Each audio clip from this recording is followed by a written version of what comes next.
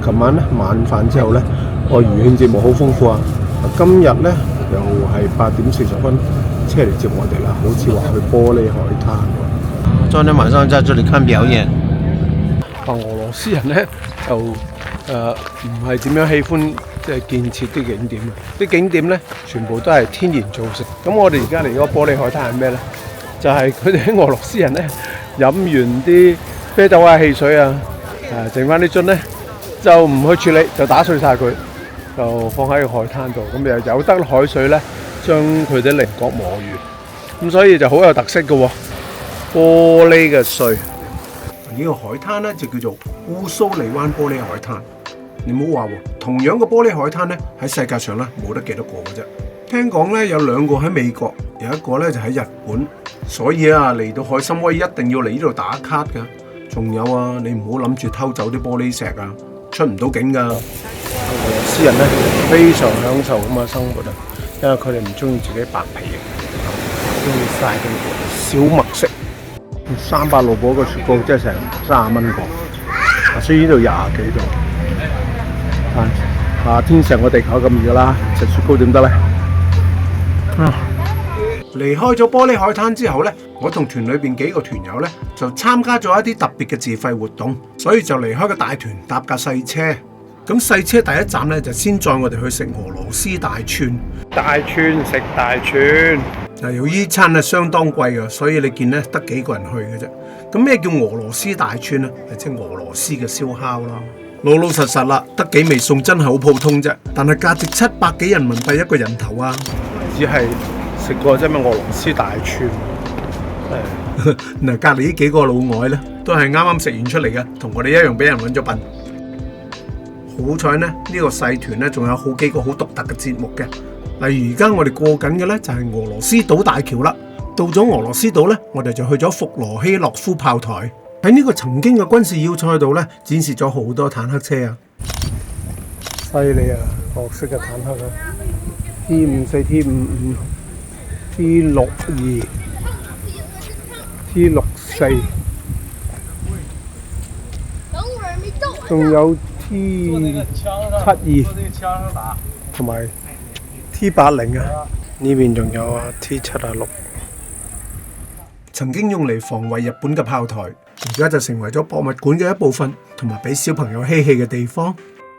下一個站呢，我哋去到托比津納海角，被譽為俄羅斯嘅天涯海角，出晒名呢，就係佢呢個無遮擋嘅海岸線，同埋附近嘅懸崖峭壁。差唔多離開俄羅斯島啦，咁師傅呢，仲沿途俾我哋落車打下卡添。就俄羅斯遠東聯邦國立大學啦，都係打個卡啫，翻車啦。又帶俄羅斯島翻去海參崴嗰邊，導遊咧就記得應承咗我哋要帶我哋去買手信嘅，所以咧就嚟咗呢間商場啦。睇個規模啊，呢間商場都算喺俄羅斯咧非常之大噶啦。而裏邊間超級市場咧，貨品咧更係一應俱全。俄羅斯貨品喎都係。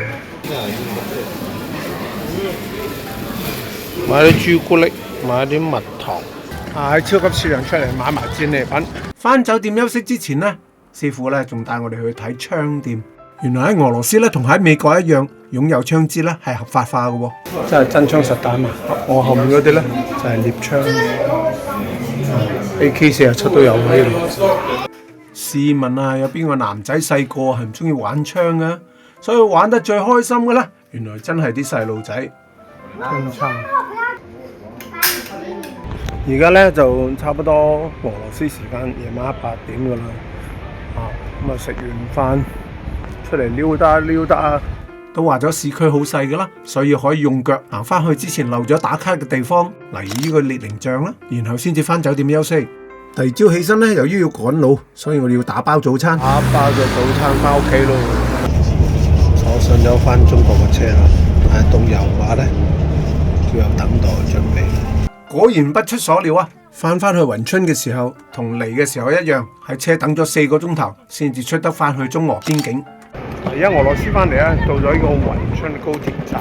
但我今日唔係走喎，我聽日先走，所以而家要去揾酒店啦。喺酒店稍事休息之後呢，又出嚟。喺日落前嚟到渤海古鎮啊！呢個渤海古鎮啊，同我哋平時睇開嘅古鎮好唔同嘅。又係排大隊嘅，你睇條龍。因為呢個古鎮咧門口有表演嘅，更加似一個咧主題公園咁。自遠方來為樂乎，迎八方遠客，有四海賓朋。雖然咧就買唔到飛入裏邊，但喺出邊都睇到啲表演。既然係咁咧，就再揾其他嘅節目啦。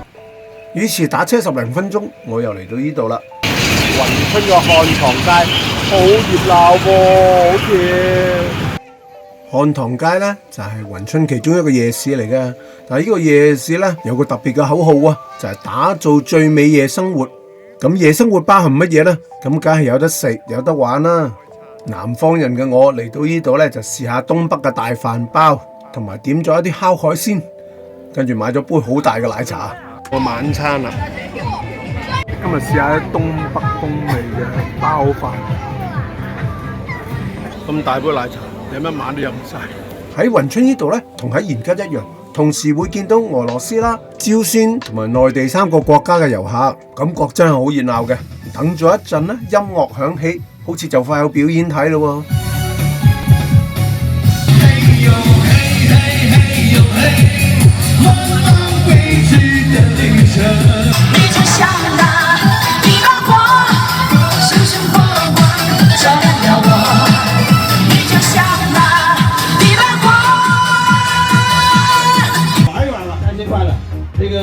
個口號係打造最美夜生活啊！真係好得啊！好開心啊！長白山加埋呢個海參崴咧，都玩咗頭尾11日啦啊！咁今日咧就坐高鐵，再坐飛機翻珠海啦啊！咁我今日分享到呢度啦，我係卡洛斯，喜歡嘅影片請你訂閱、加讚同埋分享出去，拜拜。